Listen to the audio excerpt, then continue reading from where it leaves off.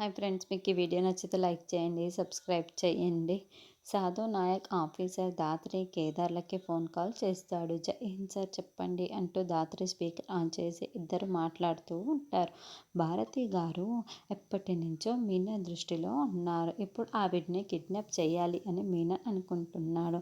ఆవిడ కూడా ఎన్నోసార్లు మీనన్ని పట్టుకోవాలి అని చాలాసార్లు ప్రయత్నించింది. ఈసారి ఆవిడ్ని కిడ్నాప్ చేయడానికి మీనన్ యువరాజ్ సహాయం తీసుకునే అవకాశం ఉంది.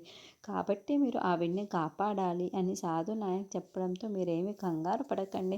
భారతి గారికి ఏమి కాకుండా కాపాడే బాధ్యత మాది అని దాత్రి చెబుతుంది. తర్వాత భారతి గారు కౌశిక్ వాళ్ళ ఇంటికి రావడంతో అందరూ భోజనాల దగ్గర కూర్చొని ఉంటారు. అప్పుడే దాత్రి ఆవిడకి భోజనం వడ్డిస్తున్నట్లు ఆవిడ చెవి దగ్గరికి వచ్చేసి, మేడం ఇక్కడ మిమ్మల్ని కిడ్నాప్ చేయడానికి మీనన్ ప్రయత్నిస్తున్నాడు అని ఇన్ఫర్మేషన్ అందిస్తూ కాబట్టి మీరు చాలా జాగ్రత్తగా ఉండాలి. మేము ఏం చెప్తే అదే చెయ్యండి అని దాత్రి చెప్పడంతో అలాగే అని ఆవిడ చెప్పి ఉంటుంది. కేదార్ యువరాజ్ నిషిని గమనించుకుంటూ ఉంటాడు. యువరాజ్ కిచెన్లో వెళ్ళి పప్పులో ఏదో మత్తు పౌడర్ని కలిపేస్తాడు. ఆ గిన్నెని నిషి చేతికి ఇచ్చి, ఇప్పుడు చూడు నేను అనుకున్నది ఎలా ప్లాన్ అమలైపోతుందో అని చాలా సంతోషపడుతూ ఉంటే కేదార్ ఆల్రెడీ ఇదంతా చూసేసి ఉంటాడు. దాత్రి మనం అనుకున్నది నిజమే అయ్యింది. భారతి గారిని కిడ్నాప్ చేయడానికి యువరాజ్ తన ప్లాన్ని అమలు చేసేశాడు.